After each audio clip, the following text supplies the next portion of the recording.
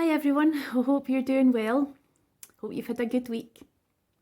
Remember we were talking about Nehemiah and what happened when he realised God wanted him to build the walls and move people back to Jerusalem. Well, this week we're thinking about a man with a very similar name actually, Jeremiah. And God chose Jeremiah to send messages to people for him. It was called a prophet. And at the time when Jeremiah was living, there were lots of people who'd been chased out of Jerusalem, and they were living in places where they didn't choose to live, like Babylon, and living amongst their people that they were enemies.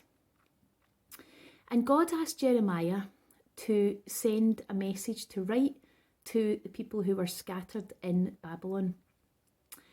And they were really hoping that God would sort things out soon. They were hoping he hadn't forgotten them and he'd bring them back to Jerusalem. But God asked Jeremiah to write a letter and tell them something else, actually. He asked Jeremiah to tell them that they were to live where they were, and they were to start building houses and to settle down. They were to try and enjoy life, make the best of life, even though it wasn't their culture and it wasn't their language and it was a bit strange and they really missed home. He asked them to get married, to have children, and to bring up their children as best they could, remembering him, and that those children were to get married and to have children. And so the first lot of people would be grandparents. And they weren't just to enjoy life together as much as they could, but they were also to pray for all the people around them, the enemies, the people they didn't want to be living beside. They were to pray for them. They were to ask for peace for the place where they lived, and they were to ask for prosperity, that is, for good things to happen to those around them. And so that was maybe a wee bit tricky for the people to hear, but Jeremiah had more of a message, and he said, and these are really famous words, you might have heard them before because lots of people learn these verses to remind them and cheer themselves up when things are tough. But he said to Jeremiah, tell them, I know the plans that I have for them. I've not forgotten them. I still love them. They're just going to be where they are for quite a long time. And he said, do you know how long they were to be there? They were to be there 70 years. Now, some of you have got grands and grandpas that are about that age. It's quite a long time, quite old. So they were going to be there for a long time, and God said, do you know, tell them, I know the plans that I have for you. They're plans to prosper you and not to harm you, and to bring you hope and a future. He told Jeremiah to remind them that he still loved them, basically, and that he knew that they were where they didn't want to be, but that he hadn't forgotten them and they would bring good things to them. But they were to live where they were, and they were to flourish where they were. They were to grow, and they had to have the best life they could, and they were to pray for people around them as well, and shine Jesus' light, shine God's light on the people around them, and ask for his blessing. So what can we learn today? Well, I thought maybe, at the moment, we are all feeling life a little bit strange. It's a little bit different, a little bit alien. We feel maybe a wee bit uncomfortable with the way things are at the moment, don't we? It's not the way we'd expect them to be, and it's not really that normal. And maybe we're feeling it's really tough, really difficult, and maybe some people are even worrying that God's forgotten them. Well, he hasn't. He really hasn't, and he's telling you to make the best of things and to pray to him and remember that he loves you and he's got good plans for you. So I wondered if you could start today in your family, have a chat about the things that you are finding strange and difficult.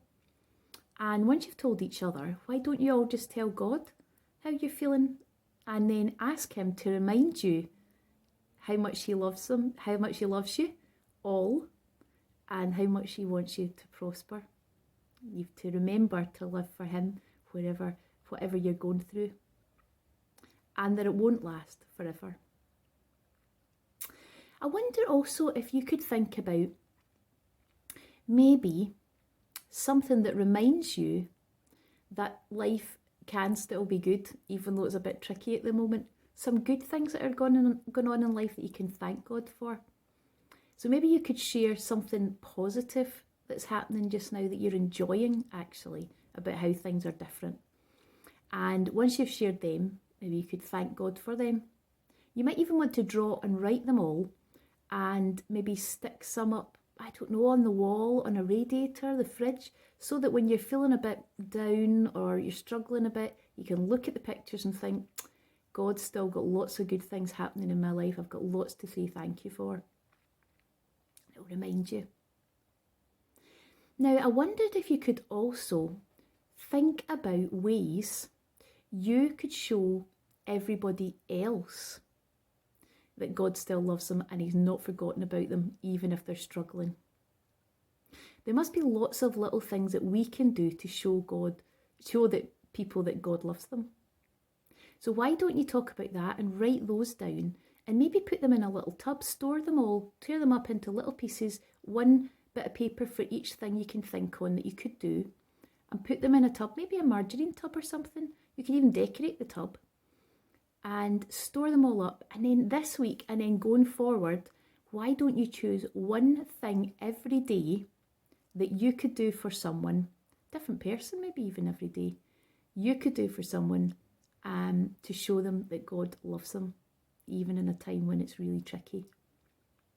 I also thought maybe you could go for a walk today.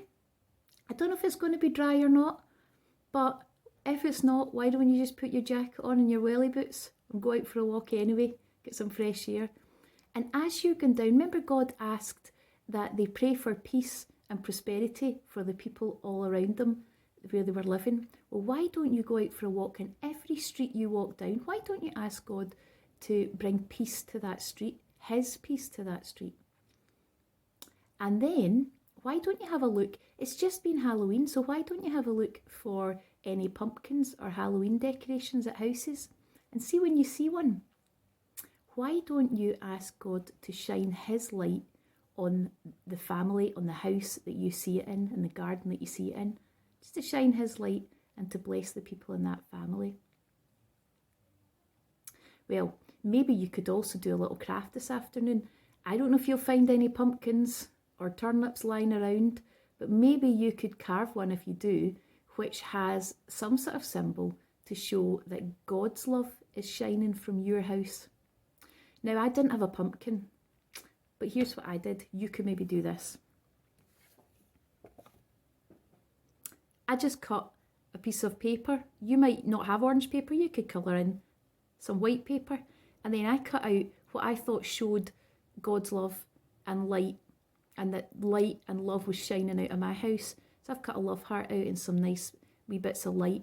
I'm going to stick that up in my window and show people that God's love is shining out of my house. And I'm also going to light a little candle. Maybe you could do that tonight. Put a little candle, ask your grown up to help you. Put a candle on the windowsill and shine Jesus' light out of your window tonight into those lives and people and neighbours around you. Well, I hope you have a good day, whatever you do, and I'll speak to you again next week. God bless you.